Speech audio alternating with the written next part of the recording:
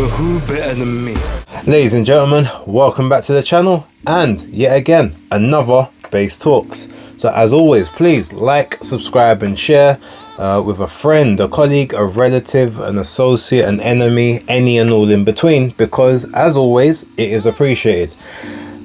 Now I had the interesting task on this one. I will actually say it was a nice conversation. It was, I will say it was an honor, to be honest, to speak with EZRA ARENYEKA, who is taking on Ben Whittaker on the 15th of June at Selhurst Park. Now, for those of you who don't know who that is, he is the guy that basically interrupted and you know, for a lack of a better phrase, bum rushed the previous press conference that Ben Whittaker had with Leon Willings, the one in the crowd that was sort of yelling about, look, why don't you fight me, I've called you out, etc, etc.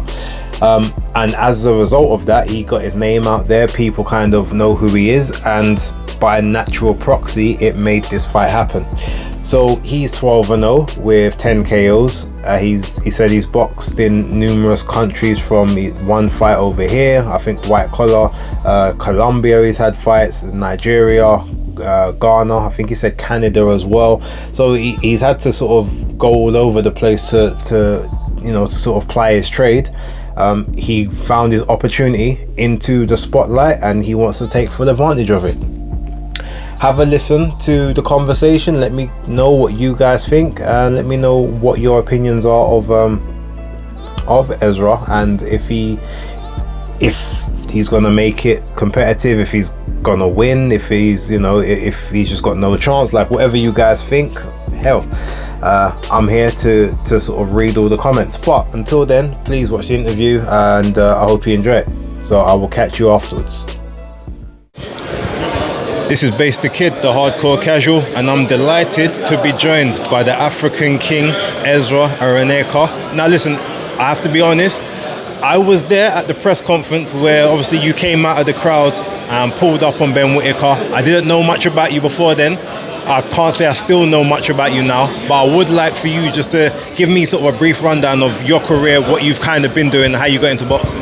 Yeah, I've been boxing for 8 years now. I started boxing at 21. I started through white collar, raising money for charity here in England, in Manchester.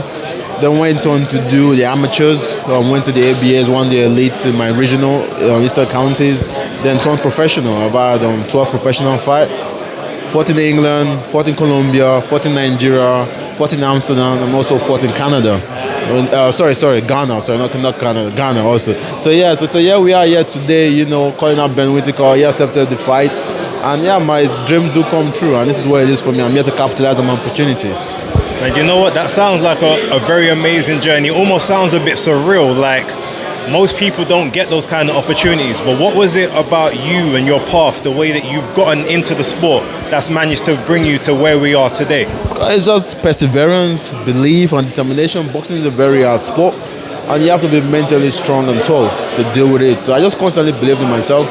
I can fight. If I didn't know how to fight, I probably would have left it, but I know I can fight. So if you're good at something, you have to aim higher. So I'm just trying to be at the top of the 1% of this sport, and this is me. To do that, I have to fight the next big thing, which is Ben Whittaker, and here we are today. So when you look at Ben, because obviously it's a big step. He's a former Olympian. He's an Olympic silver medalist. Most people would say he should have got the gold, but so there's a lot of pedigree there. Like you said, you've come from a different route, but you've had a lot more, I guess, in the gyms, and you've had a lot more pro experience. You've had to go through hard rounds, which maybe he hasn't had to have just yet in the mind of a lot of the public. So what was it about him and maybe his style that drew you to him, or was it literally just because you can make a big name for yourself against someone who's up and coming star? No, he's beatable, man. His last fight, Leon showed the law of loopholes, right? We saw a lot of loopholes. So for me, when I look at him, he's a man just like me, you know. So it's about the will. Does he have the will to match my will? Does he have the determination to match my determination? Which I don't think so, you know, because we come from two different backgrounds, we're cut from two different clothes, and I'm coming with all smoke and fire and everything with me, with all my powers within me to win this fight. So, with that being said, do you feel like you can be one of the people to capitalize on maybe some of the showboating if it does happen? You know, that is a trademark of Ben Whittaker. Do you feel almost as, okay, I dare you to try that with me, because when you are doing it, a punch will be coming your way. I'm not going to be stuck in the moment. How do you kind of see it playing out in the ring? Exactly. So when he's doing all that, it's just it's never going to have the opportunity to do all that, because I'm going to be on him like white on rice. That's just the honest truth, you know. So it's going to be interesting, you know. It's going to be an entertaining fight. History is about to be made, and I'm going to show how great I am, and I'm so grateful to God for everything. There's a bit of a height difference between you two. It's quite significant. But I'm assuming you're used to fighting taller guys. But what kind of issues do you think that might pose for you, and especially in those first couple of rounds, maybe trying to get range and everything like that? How do you think that will play out? I don't think the height difference doesn't matter. It's about the dog in you. Can you fight or not? So for me, I'm not bothered about that. You know, I'm going to land my right hand. So when I land it, it's going to be problems for him. Okay, last one from me. Not asking about any other opponents, because you can't look past your opponent. That's how you fail. But what do you want to achieve by the end of this year? You say to yourself, all right, you have this fight, and how do you want to look back on 2024 and say, EZRA ARENYEKA has done something great? Like, what do you want to do moving forward? By the end of this year, first of all, I want to be able to win this fight, have the title on my belt, the WBL Gold Champion. And once that is achieved, trust me, that will be amazing, you know. And then we can look forward and see what happens next, or to the next stage, what promoter, what platform I should get on. And God's willing, that shall happen, and better heights ahead for me. Well, listen, Ezra, you certainly made a mark at the last press conference. You made a good impression on this one. Best of luck to you on the 15th of June. And yeah, hope everything goes well for you. Thank you. So that was EZRA ARENYEKA.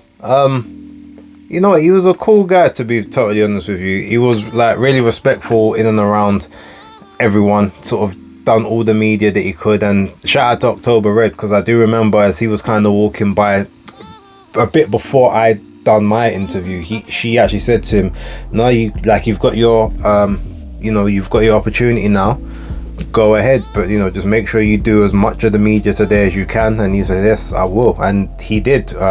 He was still doing media when I left. I had to leave early, but he was still sort of doing the rounds. But yeah, look, here's my thing. I didn't know him before today. I haven't seen any of his fights. I haven't seen any of his fight footage, but I've heard a couple stories that he's actually not that bad. And you know, he's got a lot of power, and he has sparred with people like Callum Simpson before. So he is fairly well known, I guess, in and around some of the circuits. I haven't seen any footage, so I'm gonna have to sort of find some footage, do my research, and you know, do enough due diligence that I can actually get a gauge on what he looks like. So when I do, you know, base his picks, I'm not doing him a massive disservice.